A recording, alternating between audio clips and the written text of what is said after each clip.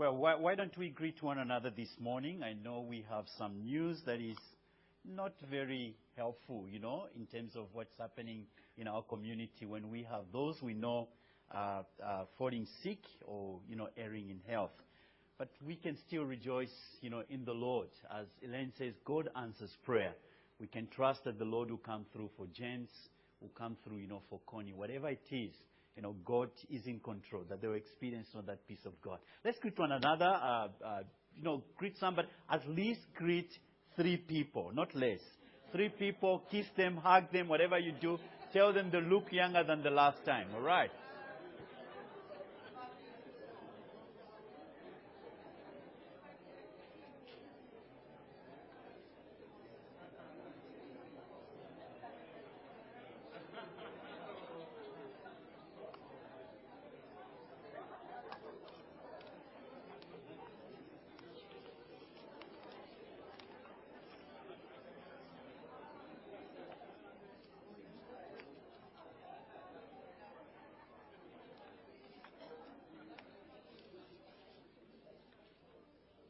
All right. When you're done, you may be seated. Thank you.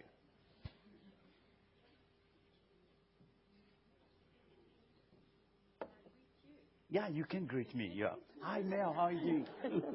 Okay. Good to see you, Mel. Good to see you. Gee, that's so sweet. Thank you. You've made my day. All right. Elaine didn't do that to me, so thank you so much. I know. I was just checking whether you're awake, Elaine. Okay. Well, I'm going to talk about a subject here that is very close to some of us here as heart, or at least to myself. It's something that I've experienced, or I continue to experience, different kinds of experiences. There are those who have never experienced setbacks before. I just want you to relax. Usually, when I come to sermons, sometimes sermons prepare you for what is to come, so that when it happens, you begin to connect. I heard about this, and you're prepared. And I would rather, God do that, quite often in my life, just to prepare me before something happens.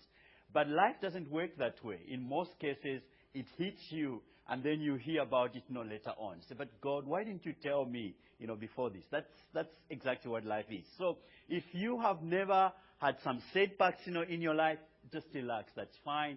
The sermon may not be for you, this morning, but I can tell you it's going to come one day. All right. I'm not a prophet of doom. It's going to come one day. All right. So I'm talking about dealing with setbacks in life. How do you do? How do you deal, with setbacks in life? As I know, the word setback, there are some other expressions that I found, in the dictionary that point to this word. Let's go to the next slide. Those kind of, expressions. Hindrance. I'm sure we have had some hindrances in our lives, or we have been held back, hold up, or delays. Certain delays that have taken place. You wanted something to happen, in a particular period of time, but then it just took longer than expected. And whatever is happening between the time it happens and the time you are waiting, those are setbacks. The emotions that are involved. All right? Impediment, obstruction. All right? Obstacles, stumbling blocks. If you have never faced that, you go and watch, the Comrade Marathon. It's coming actually in June.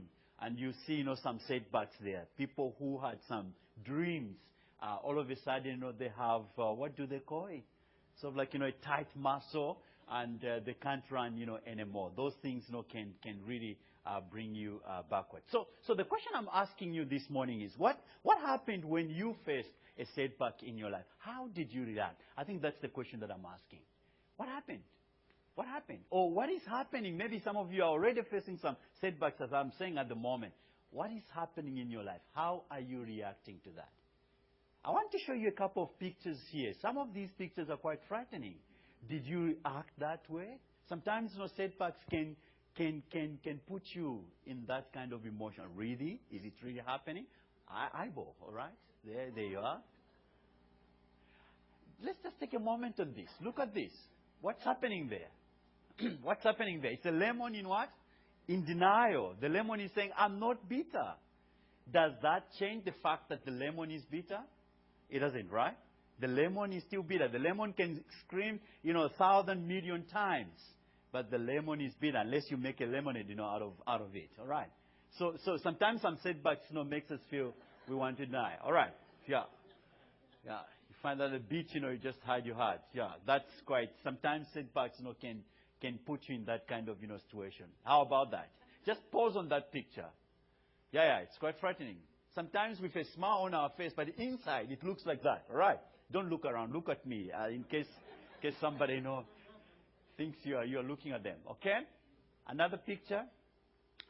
Sometimes, setbacks, let's just pause on that picture, can lead to that road. And this is why I'm preaching this morning, setbacks should not lead there. Because that's depression. When you are depressed, Natalie will tell you, from a psychological perspective, things begin to shut down within your system. And when things begin to shut down within your system, certain things begin to evolve within your life. So the sermon here is not to be there. It's a place we should never be there. All right, okay. Because if we are there, there's another picture. It may lead there. Do you recognize that man? A very good, world-famous, comedian, Robin Williams, entertained thousands and millions of people. But there were setbacks in his life he couldn't deal. Last year, he shortcut his life. Sometimes setbacks can lead us, there when we don't deal with them. This is why I would like to bring, this sermon to us this morning. If it can just be a reminder that there's no need for us to go there where Robin Williams find himself, or where that gentleman had hands. Because God has promised in His Word, we can handle setbacks, we can deal with them. But yet, we need certain mechanisms within our lives how to handle this. Setbacks for me are disappointments. I like what, John Maxwell said. Let's go to the next slide. John Maxwell says, what is the disappointment? Disappointment is the gap that exists between expectation and the reality.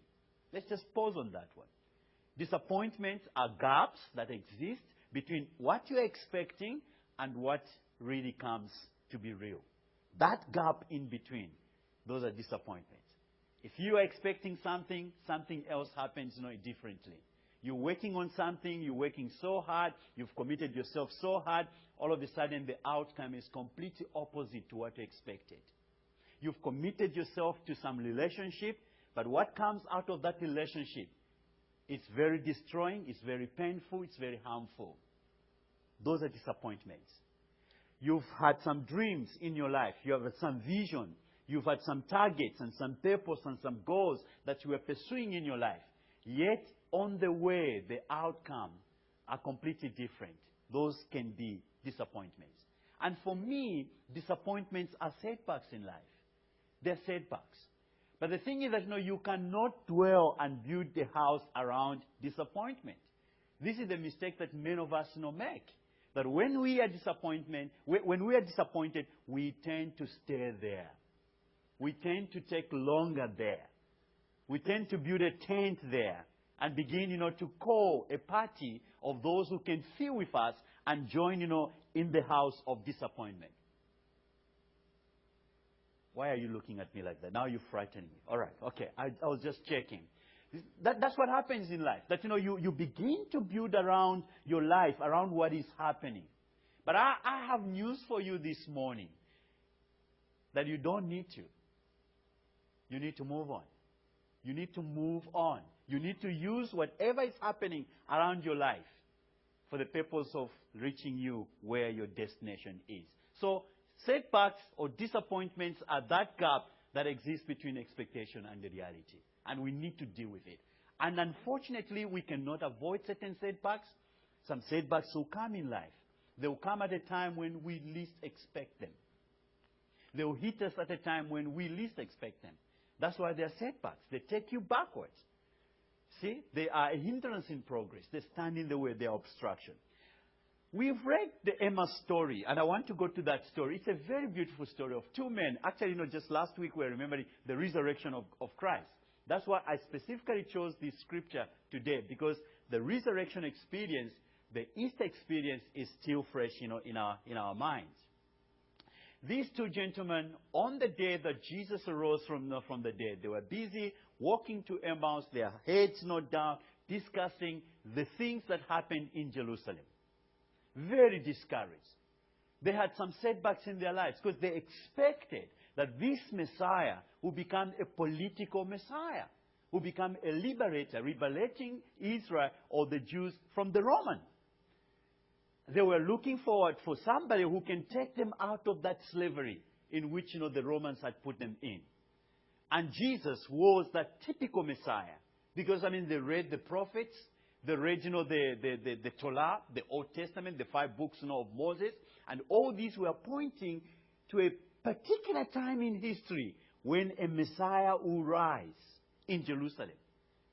And this Messiah will be born in a city that is very unknown, very poor, very backward, in progress, called Bethlehem and Nazareth. So they had read this. So when they saw Jesus acting and healing the people and touching people, they said, there he is. It's just a matter of time before he realizes that he's our political Messiah. And this political Messiah, all of a sudden, in all these expectations that they have, the reality that the Messiah dies. So then there is a gap called setback. Then there is a gap called disappointment. They are very disappointed. How can a Messiah be crucified? Because only criminals were entitled to be crucified. But they've crucified this Messiah. So they're very discouraged. I want you to join them on this journey. They're very discouraged. It's not a good day for them. Their hearts are very low. And all of a sudden, Jesus joins them. And they don't recognize them. Because you know what happens when you are discouraged? You know what happens when you are disappointed? You know what happens when you dwell too much on what is happening in your life? When you dwell too much on the setbacks that are happening in your life, you don't see opportunities that are coming along your way. You don't see. Because all what you see is this thing. And I'm putting it light here because I know it is heavy. You can't see sometimes. That's why I know we need to be aware of what is happening. This is why I want to just very, very briefly point out, to this point that I'm picking from this story. Number one, setbacks force you to relive the experience and the pain. When you dwell more on setbacks, when you dwell more on disappointments, when you dwell more on discouragements, like some of you may be in that, and there's a dark cloud around you, you begin to relive the experience. You begin to relive the pain. This is why, when people begin to bring you where your setbacks were, or where your disappointments are, or remind you of the source of that pain, you know what? Don't waste time. Just move on. Just tell them, excuse me, I think I've been there. It's enough. I don't want to hear about it. You're not in denial. You're recognizing that it's there. But what you don't want to do is to dwell there. Are you with me, friends, this morning? Setbacks will be there. Sometimes we cannot avoid them. But it is how we react. What we do when we are discouraged. What we do when we are disappointed. What we do when there are these setbacks. That's what matters. That's what makes us either victims or victors. Some of us have become victims of setbacks because we've allowed it. So setbacks sometimes bring back the pain, but it's how you deal with it. And unfortunately, I've met some people, that pain sends them completely on a different, angle altogether. Secondly, setbacks can obstruct you from seeing help or support, as I'm saying. You may not see help. Or sometimes setbacks can stop you from asking for help or asking for support because, you're so overwhelmed by what is happening. Thirdly, setbacks can lead to depressive moments in life, as I've said. This is a place, friends, we should avoid by all means. You can avoid depression. As long as it's not clinical, because there's clinical depression which happens because your system is just shooting, all over. That's different. But when depression is coming from a source of setback, I am saying you can avoid it. You can be above it. You can choose not to go down there. By asking for help, by talking about it, by recognizing that, it's happening in your life. Setbacks can be the source of anger and rage. Some of us, are overwhelmed by anger. This just rage, this anger, these emotions, that are coming in us. When that thing is happening, seek help. When that thing is happening, seek help. Because if you don't seek help, it will begin to affect your relationships. It will begin to affect, the way you respond, even to those who care about you. Because you're not healing them. You're healing yourself, so you can't hear the love. You can't hear the care. These things happen, friends. We are all going to go through setbacks, but it is how we deal with those setbacks. Setbacks can affect our hopes and dreams and ambition. Let me encourage those who have crucified or who have hung their hopes and their dreams because there are some setbacks in their lives. It's time to go and pick up those dreams. It's time to go and pick up those visions. Because, you know what? God made you for a purpose. He never made you to become a victim to your setbacks and whatever. I mean, you talk to business people. Talk to them. They'll tell you, business people go through setbacks. So if you went through one setback and then you close your business, I mean, you'll never be a business person. Talk to Mike. They'll tell you, business people go through setbacks. Talk to fathers and mothers. They'll tell you they go through setbacks. I mean, our children, just string us from one motion to... Unless you have perfect angels, like I know yourself. You have perfect angels from heaven that just dropped. I don't have perfect angels in my house.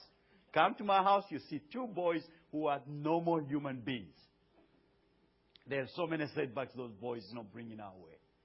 But we can't stop being parents because there are setbacks. We can't give up on them. We continue because we have the hope that one day, God willing, let them become parents, then they'll know what it is. That is our prayer. That's our prayer. Nothing else. I pray one thing, Lord, let Victor one day become a parent. Let Eddie one day become a parent. I know Tim was praying like that, for his children. Let them become their parents, then they'll know what it is. My dad was praying for me like that. I didn't know. Because every time he used to say, one day you become a parent, and you understand. I said, no, Dad, you're just becoming too difficult. Dad is 8, my dad is 88 years. So every time I look at him, I say, hey, what? He says, now we can talk. Because when I was talking, you thought, I was just, making things up. So you can't give up because of setbacks. You can't give up love because of setbacks. You can't give up your hopes. You can't give up your dreams. You can't give up that vision and the ambition that you have because of the setbacks, in your life. Some of you, the setbacks have been too deep, very, very deep. You are hurt. You are in pain because of that setback. I'm saying, you know what, friend? It's time to look to the sunshine. There is a sun that is shining out there. Do not dwell on that. Begin to move on. Setback can stand in the way of progress. Some of us are being hindered in terms of progress. Progress in anything. It can be in business. It can be in relationship. It can be in your own life, in your own health, because of setbacks that are happening in your life. I'm encouraging you this morning. Do not give up hope. All right. There's a David story, and I won't dwell much on that. It's quite a long passage that we read this morning. You hear in that Psalm 22 how David was discouraged. You can feel the emotions of David. He's cast out, he's being pursued, by his enemies, and he's really in anguish and crying to the Lord. I just picked a few scriptures. My God, why have you forsaken me? Why are you so far from saving me? So far from the weights of my groaning. That's too deep. That's pain. And Jesus picks that, verse. You heard it on the cross when he said, my God, why have you forsaken me? It came from David. I mean, Joseph, read about Joseph. So many setbacks there. My strength is dried up like a potsherd, and my tongue sticks to the roof of my mouth. That's very deep. In other words, there comes a time when you have setbacks in your life where you don't know what to say. This is what it is. That's the situation it is. But later on, as you read in the Psalm, he picks up, momentum. He says, but you, O Lord, be not far off. All my strength, come quickly to help me. He recognizes that there is still help for me in this condition that I find myself in. I've got news for you, brother and sister. I've got news for you, ladies and gentlemen, this morning. There is still help. There is still hope for you. Whatever has happened in your life, I don't want to downplay that, but whatever has happened in your life, there is still hope for you. God can see you through. And I want to close with this slide. God restores us. We worship a God of restoration. He is in the business of restoring us from those discouragements, restoring us from those setbacks that we find ourselves in. But then we need to invite Him to join us on the setback road. We can't be alone, friends. These two, when Jesus was about to pass, they said, no, come. You're telling us something here. We want to hear more from you. There should be an invitation for help. There should be an invitation for support. You can't, there are certain setbacks in life, you can't handle them on your own. You need the Lord's help. You need your beloved help. You need, some friends, to be around you. Some of us, because we are proud, to talk about these things that are cooking in our life, we can't share with anybody. I know sometimes the setbacks come from the source of people you shared with at one time in your life, and then all of a sudden they started preaching on top of the mountain for everybody to hear where you were. So I understand. But then, whatever it is, there are certain setbacks you can't sort out on your own. We need to invite Him. Secondly, when we allow ourselves to hear another voice other than ourselves. The problem with setbacks and discouragements and disappointment is that we hear ourselves more. And the voice of setback becomes louder in that situation. That's why sometimes you need to stand aside and begin to hear other voices. When the two on the road to Emmaus began to hear Jesus, then they began to see the perspective. I was on Table Mountain one time, with some friends from the U.S. The goodness of Table Mountain for me is the perspective it gives you of Cape Town.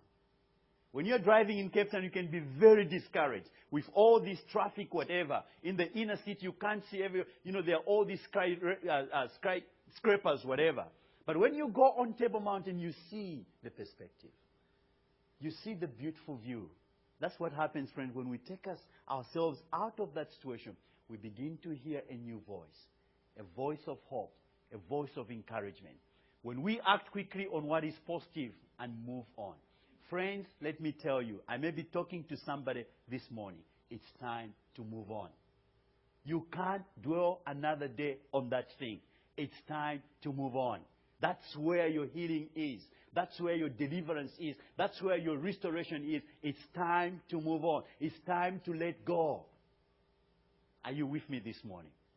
When we tell the new story, sometimes healing comes from telling a new story, where we are at, the experience that we are having, and what God is doing in our lives. When we begin to tell this new story, that's why, that song says, as we look and fix our eyes on Jesus, everything begins to diminish as Jesus, builds a big picture in our lives. Sometimes telling a story of even the small experiences just builds hope, within our own lives. When we choose not to be dragged down by setbacks.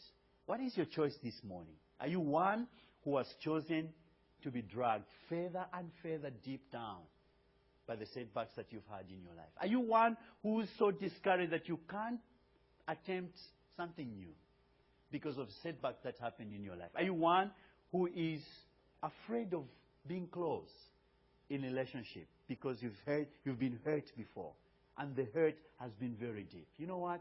God wants to heal you. God wants to start a new journey in your life. The God we worship is a God of the Exodus. He does not dwell in one place. He moves on. It's time to move on. Some of you, it's just time to move on, to decide, you know what, I'm not going to dwell on this. I recognize there's been a setback. I recognize that it's a discouragement. I recognize something has happened in the past. But you know what? It's time to move on. It's time to fix our eyes on Christ, who gives us strength. I hope this encourages you this morning. Wherever you are, I don't know what you're facing. Whatever situation you are facing, I hope this encourages you this morning. Pick up your shoulders, stand tall, and look forward. Surprise some people who have been used, looking at you and say, you know what, there's nothing, you're not going to come out of it. And you've believed what people have told you. No. It's time to tell them, you know what, thank you for telling me, but I don't need you. It's time to move on. It's time to move on. God bless you.